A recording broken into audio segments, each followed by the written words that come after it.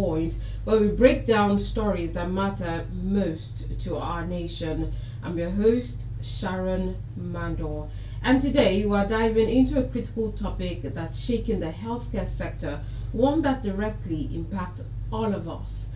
As you may know, the Nigerian Association of Resident Doctors, NARD, has embarked on a 7-day warning strike, highlighting the urgent need for the release of Dr. Ganiat Pupola, who has been in captivity for over 8 months. This strike has brought attention to the wider challenges facing our healthcare system. On the other side of the conversation, we have the newly approved National Policy on Health Workforce Migration, which aims to reverse the brain drain of our healthcare professionals and fortify our health system. But how effective will this policy be in practice, especially in the midst of the ongoing strike? Well, to help us unravel these issues, we have two esteemed guests joining us today. First of all, I'm going to start with the General Secretary of the Association of Resident Doctors, Dr. Promise Jacob. Good morning to you, Doctor. Good morning. Welcome.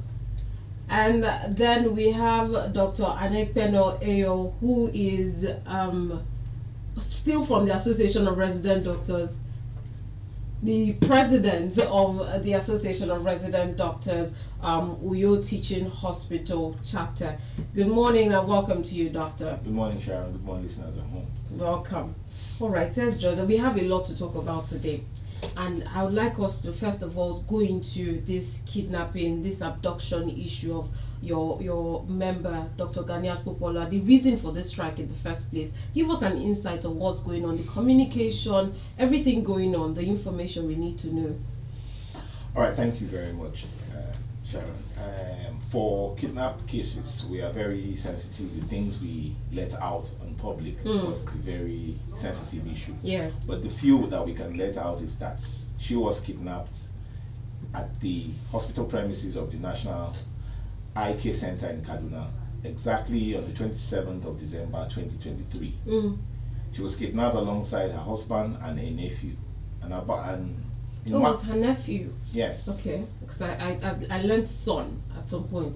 It was nephew. It was nephew, yeah. So about March of this year, they were able to get the husband released after payment of some ransom, and the negotiators and government has been on engagement with the kidnappers to get her and the nephew out, and it's been that way till today. Unfortunately, she's still in the kidnappers' den, and there's proof of life, of course.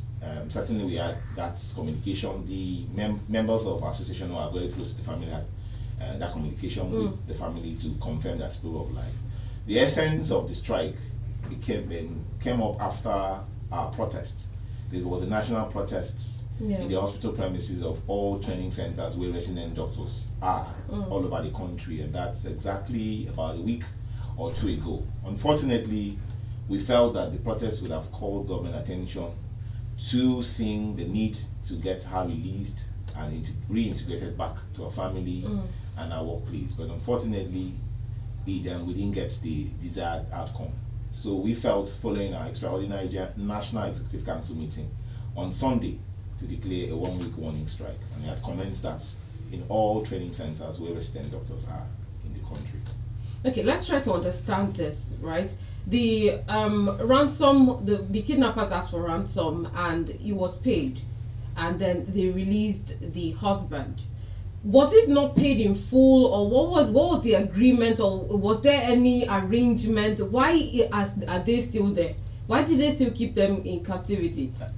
Anyway, I can't take brief for the kidnappers. I don't know why they kept her there. One wants to really ponder the mind over why she was kept. This man is being kidnapped, especially for a medical person, someone in the health sector. Yeah. The advantage to the kidnappers is that she's certainly going to be forced, coerced, to practice, just so that she could save her life. So possibility is that, yes, it's a possibility that she could be in captivity and being forced to treat members of the community who are also kidnapped, or even members of the kidnappers team. It's possible.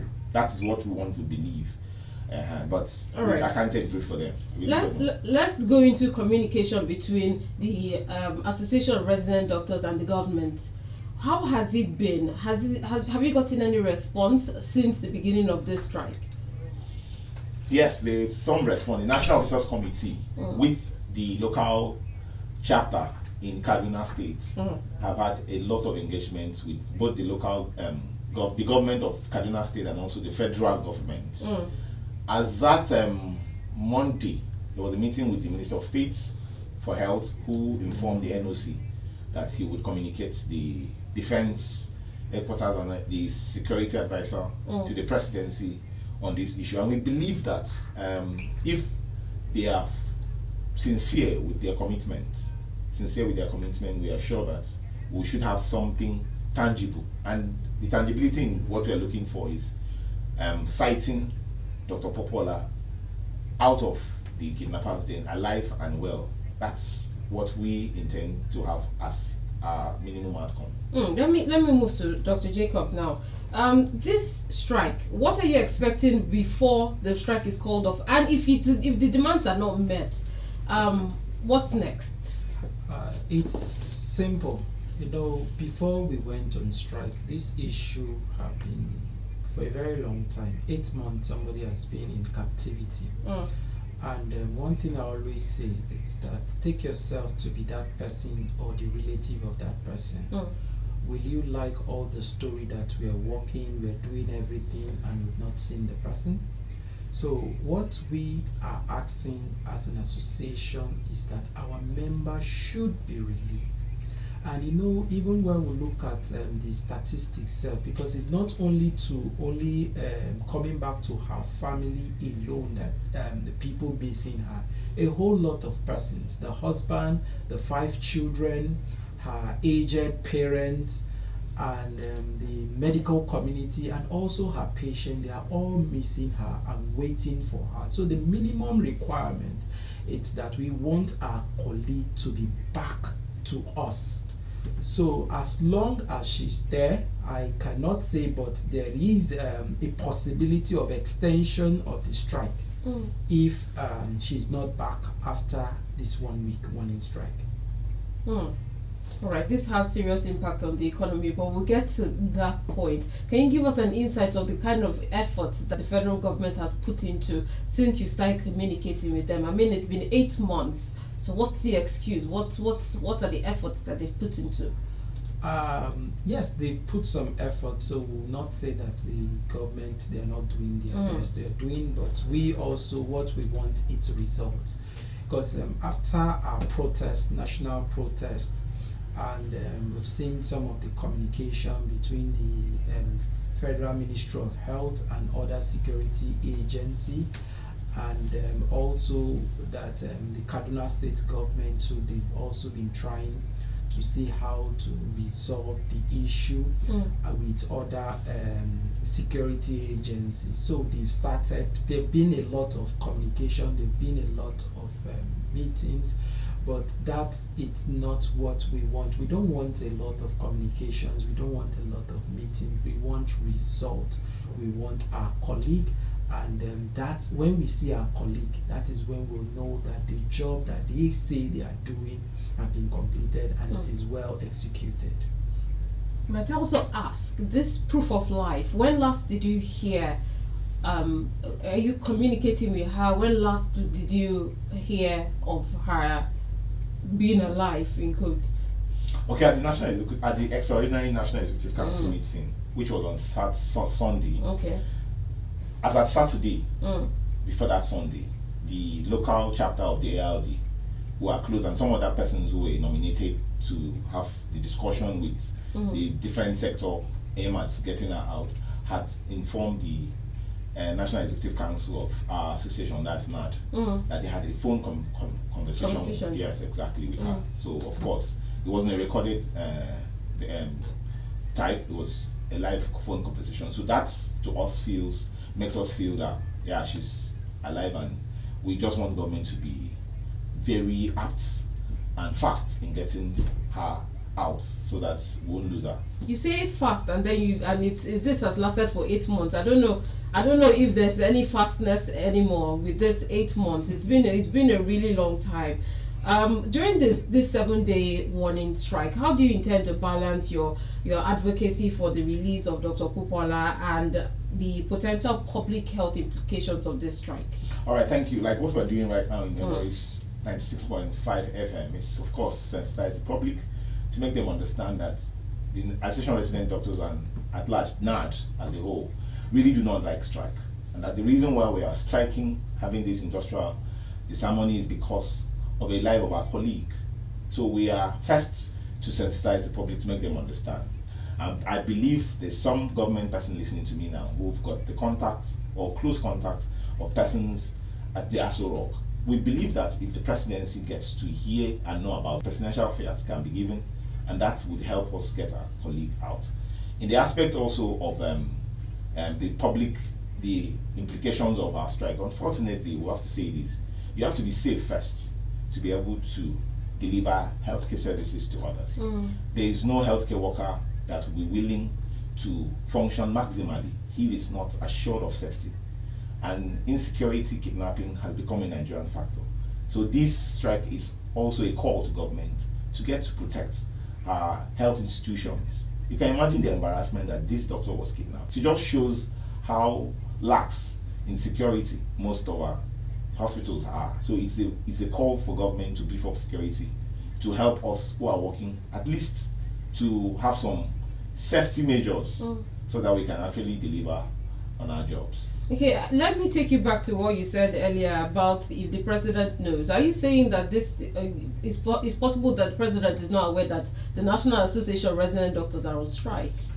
I'm sure he would be aware by now because, like I said, the strike is nationwide and it should affect a lot of healthcare delivery in the nation. There's really no way, and we've been on a lot of other chapters, including our national officers have been on radio and TV to further, sensitize the public about this. There's really no, and there was a meeting, like I said, with the Minister of State, with Alausa and some of our NOC members. So I believe with this form of communication, there's really no way I would say that the presidency is not aware of this strike. And even if they claim not to be until now, this strike would make them realize that Daniel Pupola is still in captivity and the association is demanding for her release. All right, the strike also includes a withdrawal from emergency care. Can you explain why the association chose such a stringent approach, and what do you hope this will achieve in terms of government response? Okay, now let me just say this: we are very patriotic citizens, especially for us with medicine and who are practicing our healthcare workers. There's a lot of push and pull factors normally that should not make any of us want to practice in this country, in all fairness. But we've given in our best, irrespective of what has happened: the insecurity, the poor remuneration, the dilapidated health infrastructures in our hospital, and a lot more other factors. NAD as a whole do not like strike, but there's a language government understands, and it is the only way. We don't activate this strike as our first action. You would ask and want to find out what we were doing in the past 8 months. I want to believe we had engaged, we had consulted, we became confrontational by protesting. So now it's the time for us to release the last possible responsible way of making people show that we're not comfortable. Like the secretary just said, it could have been any of us. Nobody is prone or immune to kidnapping. So you can imagine if I was in the kidnappers then. So I feel I'm going to feel this how the country would have responded to my release. So that is the reason why we felt we should pull all our members out of it. And it's important to note that the NAD is an affiliate of the NMA, and there are other affiliates. So the member who was kidnapped is a member of NAD, and that's why we in solidarity had to pull out to settle the issue of the health care delivery system. We believe that the other affiliate of the NMA who are on ground would be able to, as a matter of urgency and need, take up the responsibility to save Nigerians until we're back. Interesting. All right, back to the General Secretary of Association of Resident Doctors, Dr. Jacob. What are some of the challenges faced, apart from insecurity, of course, he called it a Nigerian factor. But what are some of the other challenges that you as resident doctors face in this country? Yeah, there are a whole lot of challenges, not just only to the health sector, to other sector, but I'll be so particular about the health sector. Apart from insecurity that we all face, there are issues of manpower. So you have low manpower, and if you look at even the statistics from the enemy, they said that one doctor is in charge of 10,000 Nigerians. And if we're looking at that statistics as of today, that should be more, because we also have so many colleagues who have left the system as they are even graduating, some are even leaving. So, and we'll have others who are not even practicing, but they are all in other shares of life. Yes. So we'll also have that. So we'll have issue of low manpower, and that alone is causing burnout. And once there is burnout, there is an increase in medical errors, negligence, and the rest because of burnout.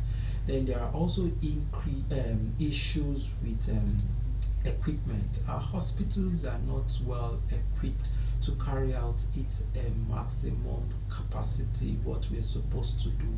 You go to a place and you don't have the required manpower, both doctors and nurses and other health personnel, you don't have them adequate.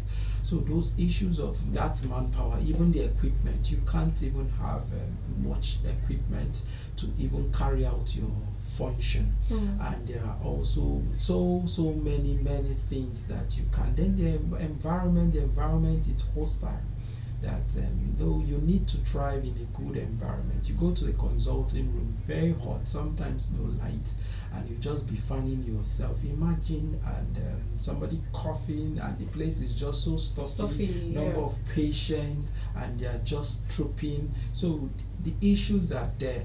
Then when you also come with infrastructure, there are so many things that we also need there. We need even the physical infrastructure. Talked about the look at our wards. They cannot even take care of a number of people that, like our hospital, University of Uyo Teaching Hospital, is the only public tertiary hospital in Akwa Ibom State. And almost all Akwa Ibomite, 90% of Akwa Ibomite patronize that hospital. And you see that we also have issues with space. And if you see, like my president, that is even in the pediatric surgery, if you look at their surgery list, there are a whole lot of people up till next year, because how many are they in that unit that could take care of the people?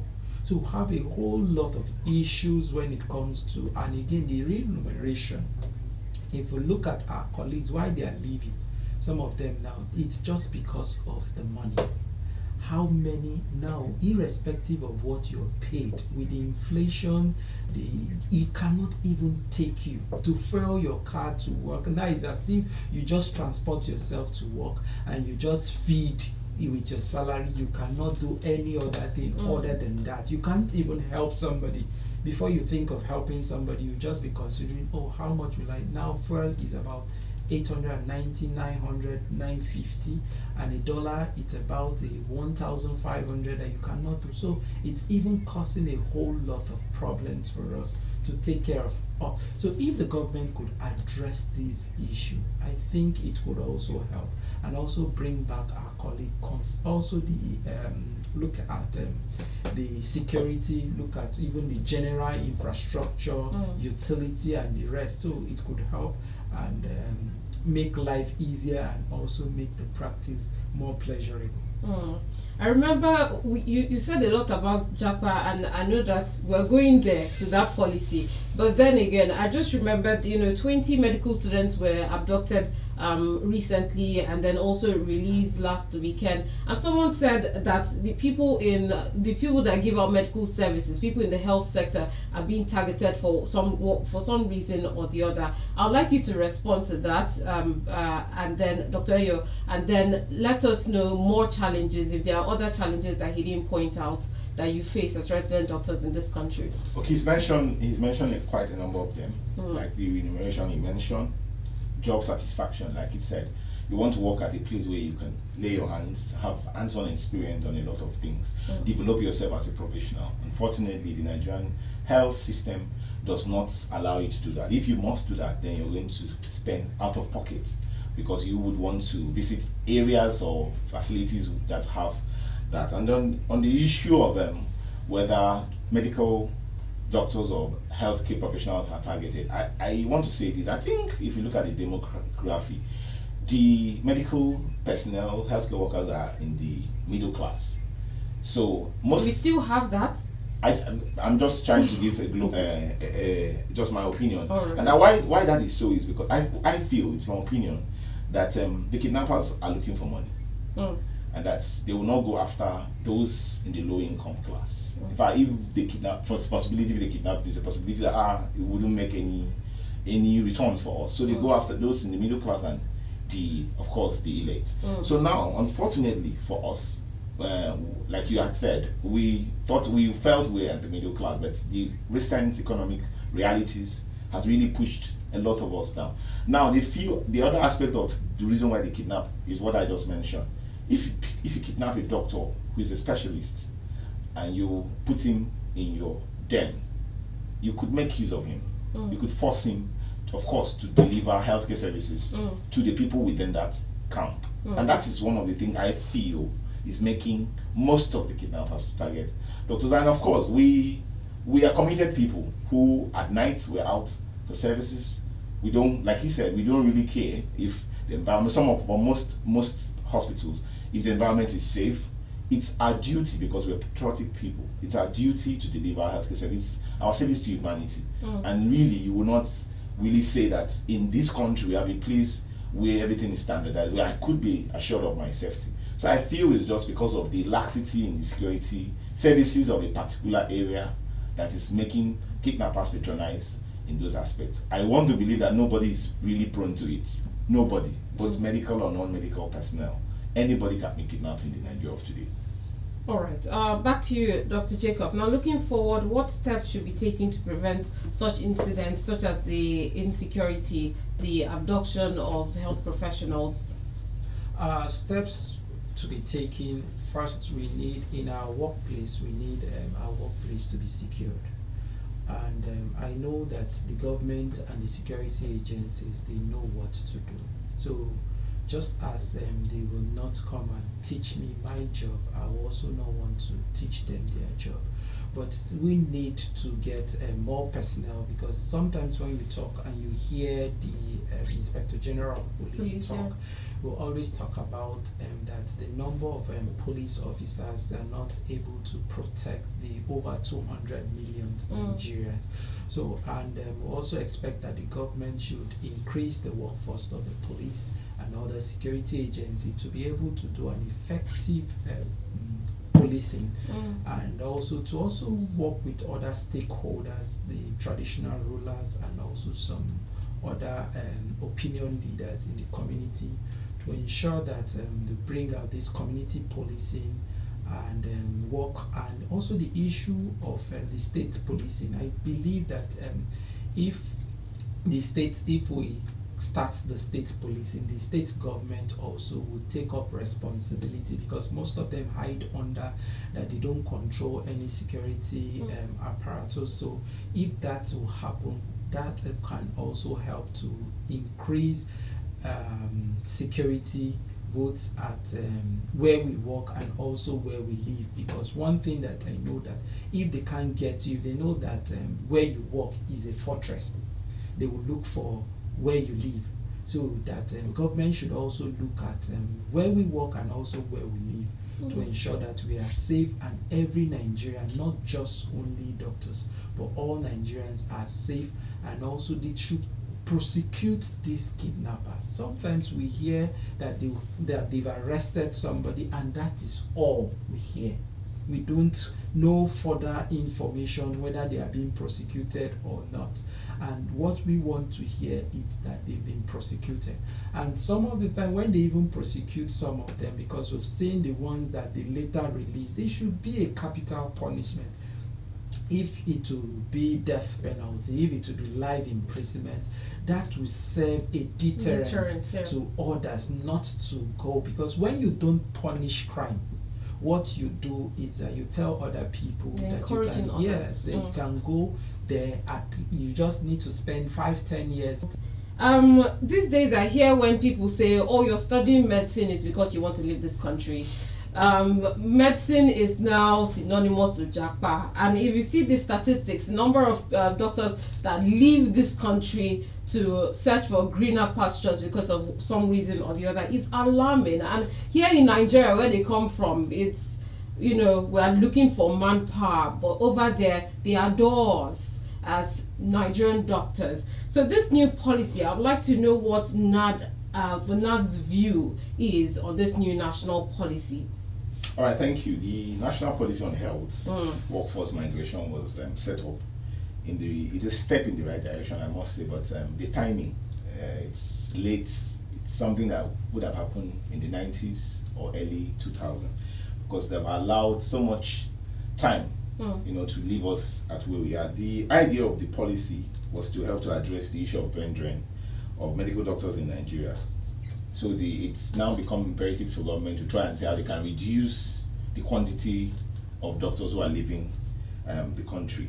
The idea, the key notes for us in NAD is that it helps to try to increase the funding. But the truth is, have we ever implemented what is desirable as the budgetary allocation for health, which was a declaration? We've never been close to it. So if government wants to make the policy active and make the policy bind on every doctor practicing, the first step they should is to try to invest again in health, invest the percentage required in health, and in doing so, that will help them up the infrastructure that we talked about, which will be encouraging for doctors. That will also help them, or help to make the hospital safe, which is another thing we mentioned about. But the problem now is, if they don't put these infrastructures, remuneration, issues of insecurities, issue of job satisfaction and growth and development professionally for us as Nigerian doctors, and we have this provided for us in other climes, you would not force anybody, because that's, if you force freedom of movement, it's a freedom for every human. Yeah, so you can't force me or anyone to stay where those things that will make the job simple, easy for them to stay. The person would naturally want to navigate to place where some of these things would be, some of the things required would be supported. Now, the truth about this is that policies have been made, but how effective are the implementation? This will not be the first policy on health trying to reduce brain drain, but how effective would this policy be by their implementation by the federal government is our worry as resident doctors, because if they are sincere, then I would say it's a step in the right direction. But we know our Nigerian policies. Of course, I wouldn't want to come and start discussing them. Just like the Secretary said, federal government and those critical stakeholders in health who drafted these policies knows exactly what to do to keep doctors in the country. So this is a case of the willpower to do it. To do it. So that's it's for us. What the implication is, can they actually implement everything that is in that policy to the latter, instead of using it to witch hunt? Because you can't force me to stay where I'm in satisfaction, where my remuneration is poor, and I have opportunities elsewhere. Normally, you would want to, of course, access those opportunities and grow professionally. So that's our concern.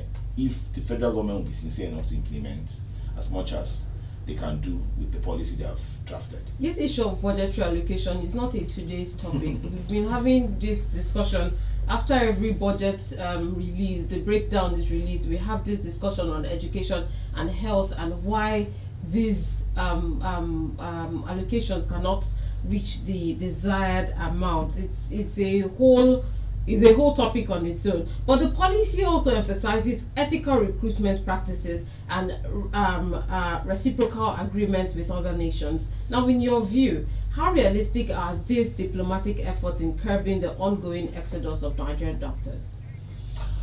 Okay, let's believe that they will be able to have a good collaboration with the other countries where Nigerian doctors are practicing. And let's believe also that they'll be able to have them remit that financial cost that you mentioned. Yeah. Because is that legal? Is that possible? Can that be done for every professional that is leaving the country? Because it's important. You don't need to tie me to a bond that is just restrictive to medical personnel.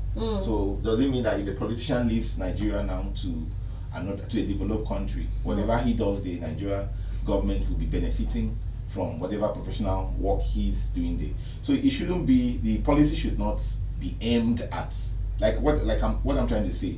Let them start from the foundation, and the foundation is clear. If you put infrastructure, I will not want to leave the system. But if you give me reasons, that is just it. They should start the foundation of this policy. Invest in health.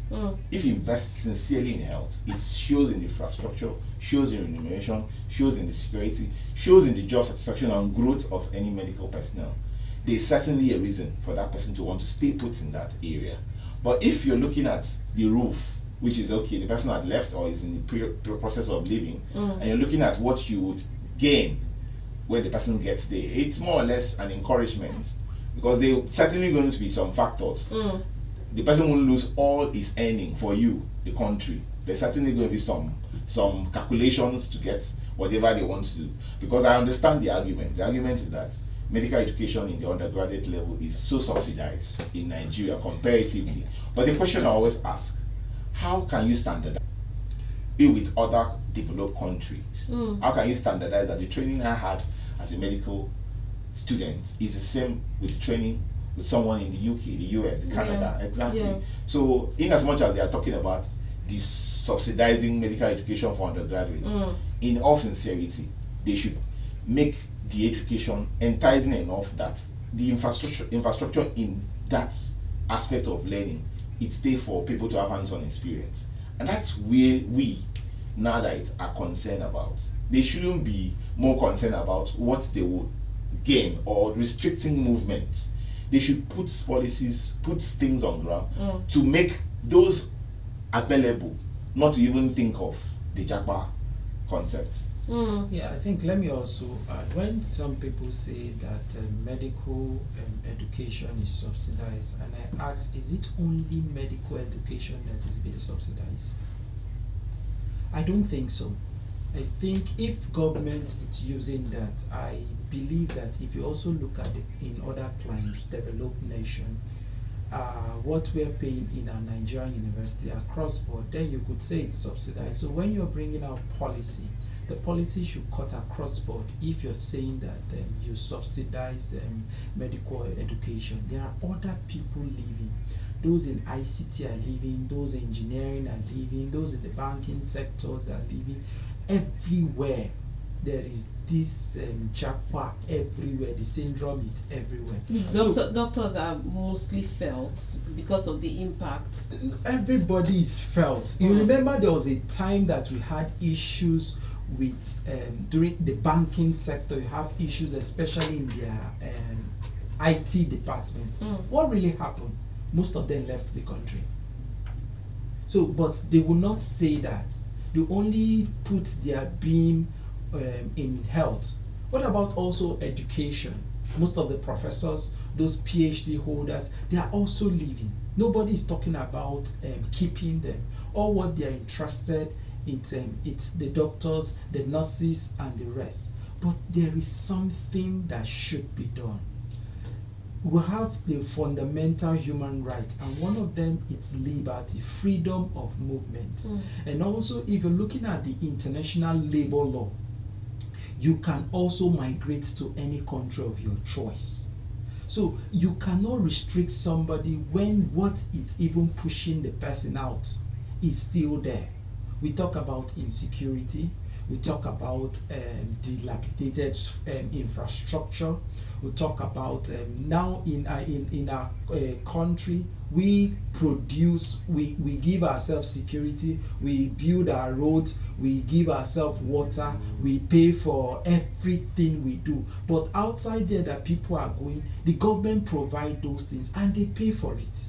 But here we are the one providing those things for ourselves. Then when you look at the health sector, you look at our environment, you look at you see somebody will go and train maybe for a laparoscopic surgery, trained for so many things, and come back to a system that cannot provide those instruments for the person to work, and you expect the person to stay. Most of the things you do, you just hear them theoretically, but there is no provision. Who will not want to go to a place where they will increase their skills?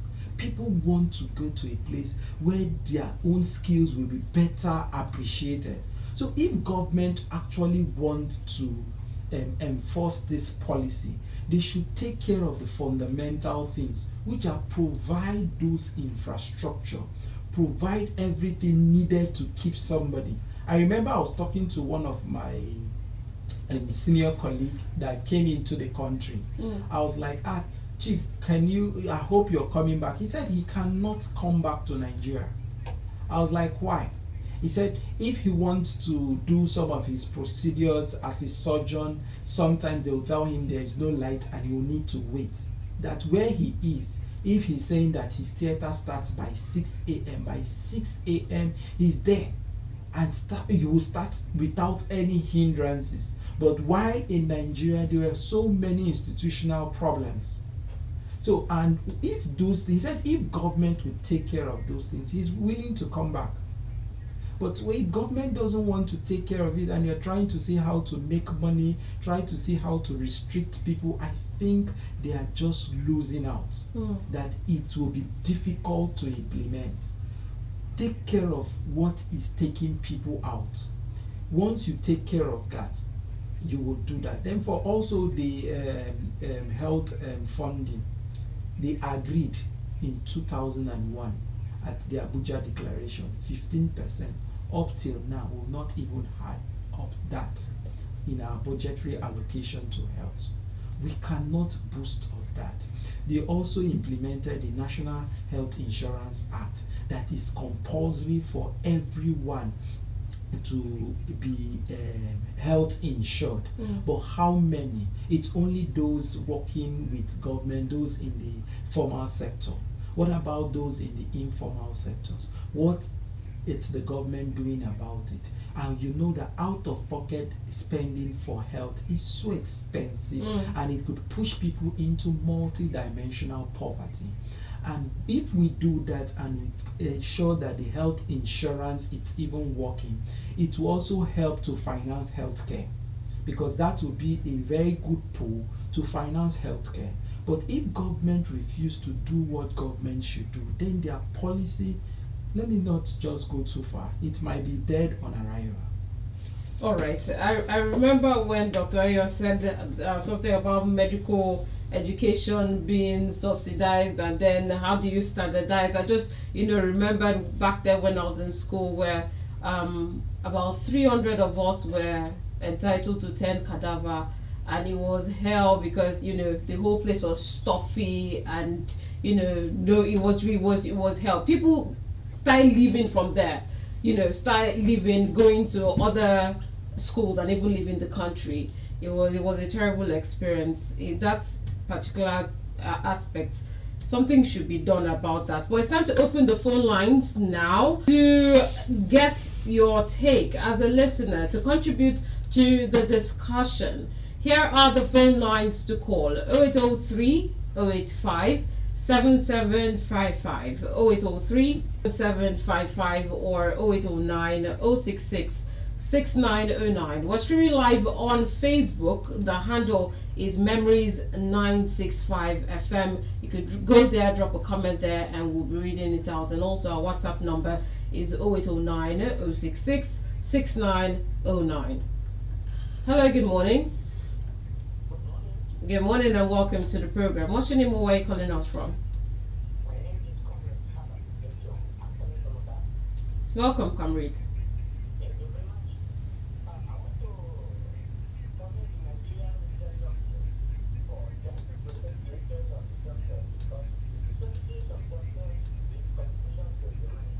Mm.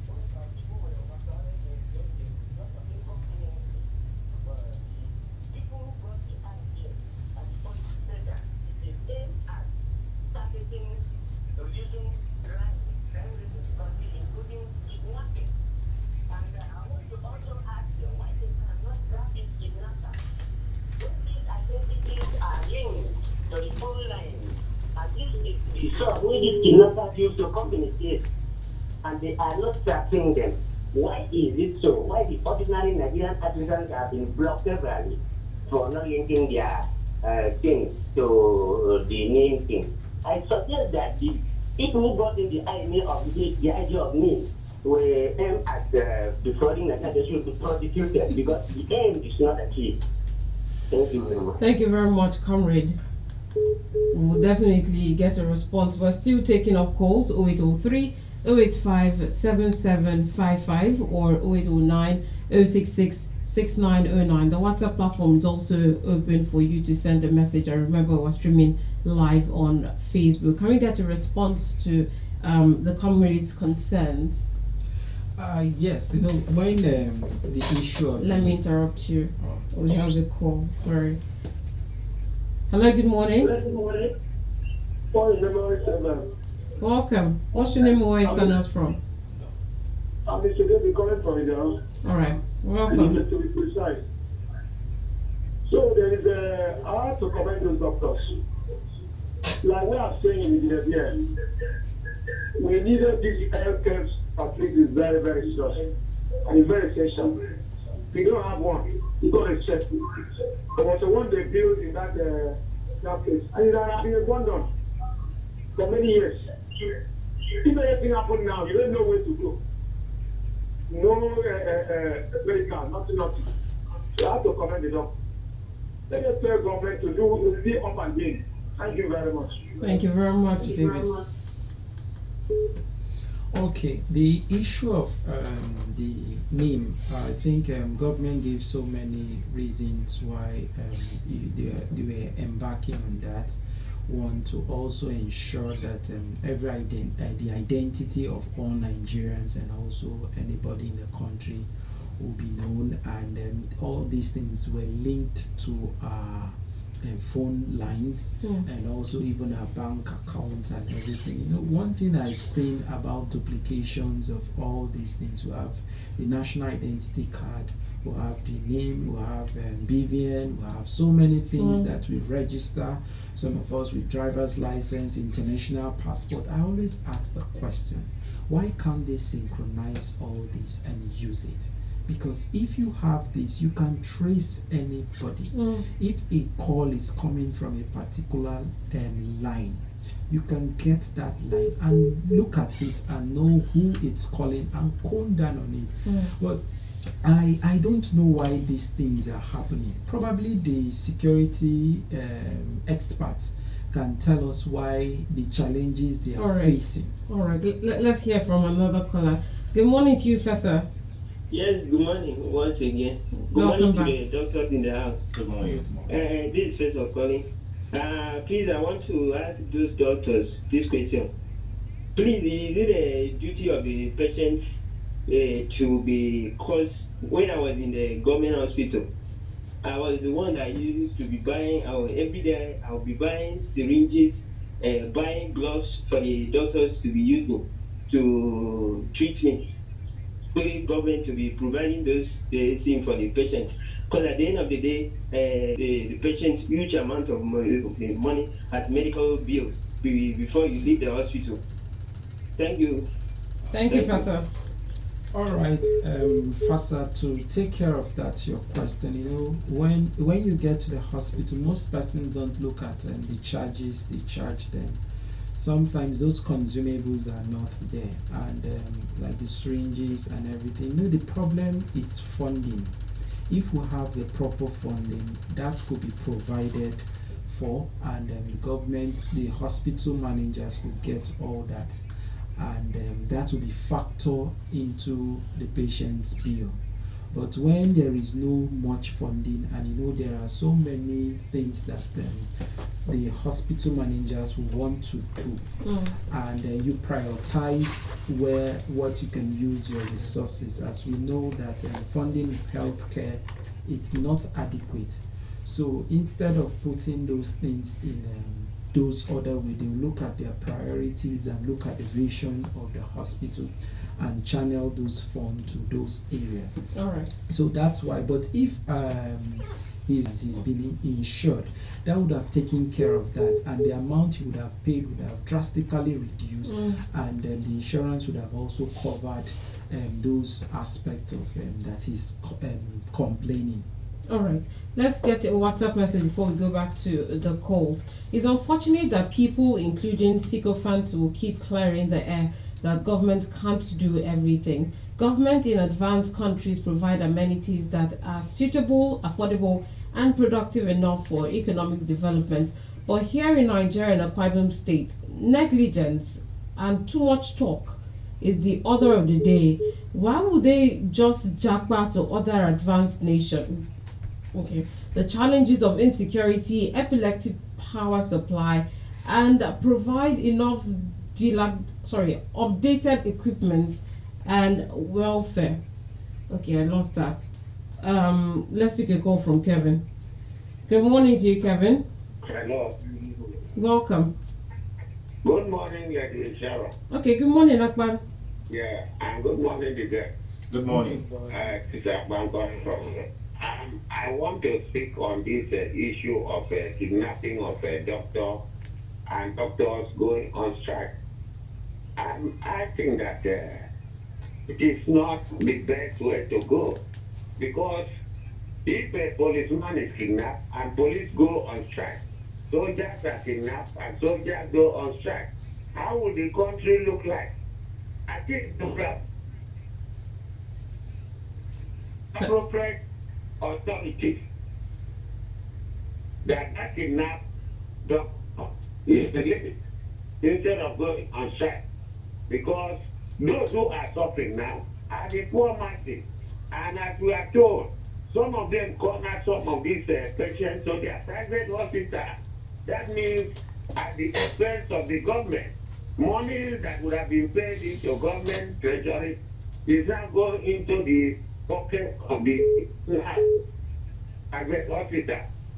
I think that is make sure they call up that strike, right, and then talk to the security agency so that that doctor could be released. Thank you, Thank Akban. you.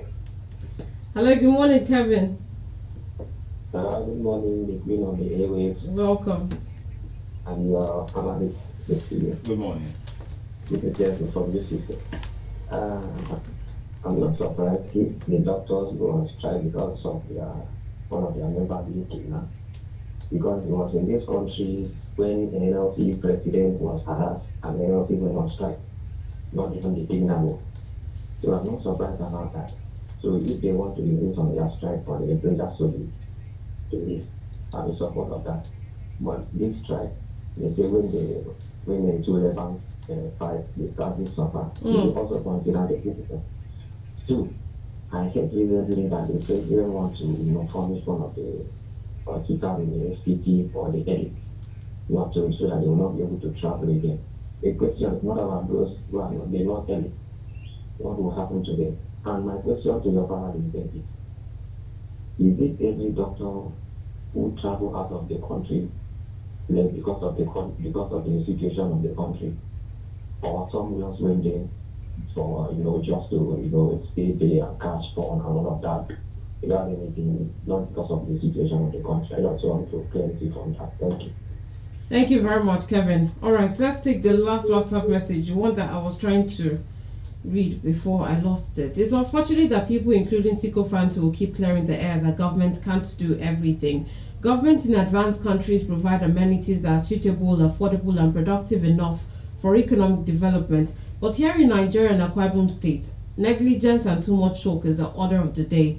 Why would they jackpot to other advanced nations? The challenges of insecurity, epileptic power supply, and provide enough updated equipment and welfare for workers is key to grassroots development. Thank you, John Mbom, for that message. All right, let's get responses from the doctors as we begin to wrap up. Okay, now let me just answer the query of the man who called to say that he feels it's not the best action for us as Nadite to embark on the strike. I just want him to put himself in the shoes of the family members of this lady who was kidnapped. For 8 months, you don't know when you would see your spouse, you don't know how she's faring, you don't know the mental and psychological stress she's passing through at the kidnappers den. And then as a responsible association, we would have done this. We had believed so much in the capacity of the government. And if it's just so I can remind people, the 20 medical students were kidnapped and they were released without a ransom. It shows that the security agencies have capacity to work when they actually want to work. So 8 months is a long time for, in all fairness, for a responsible government to get things done, to get Dr. Ghanaians out of it. So we were left with nothing. At some point, you need to take drastic actions to get your things done. We have been patient enough with government to see their efforts, but unfortunately, it wasn't the effort, the result we wanted, and that's why we're embarking on this. And then to answer the issue, it's a problem, it's a Nigerian problem. We still have people who cannot access standard health care in the rural areas.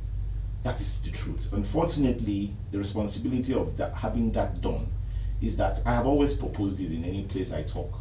If it's possible for every village to have a health post, and the responsibility of the functionality of that health post is left with the leaders of that village. Same with health care center in the ward, and then of course some other health care centers around the communities. If the locals in that community take the responsibility to ensure its functionality, then it will be better. That means the house member representing that location should be held responsible. Those are the kind of infrastructure development, those are the kind of incentives his people should benefit from him.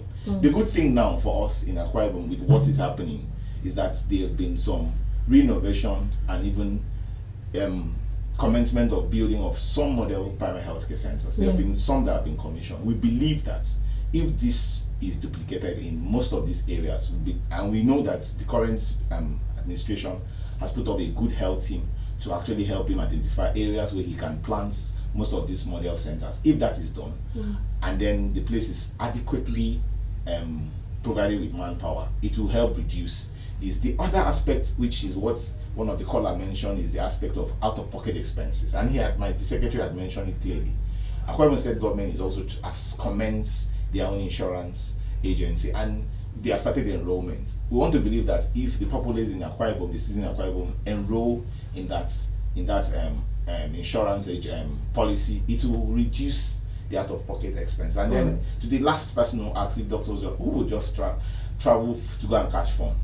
I don't know, medicine and the practice of medicine. I'm not saying people don't take vacation, but there's a lot about medicine, especially for us.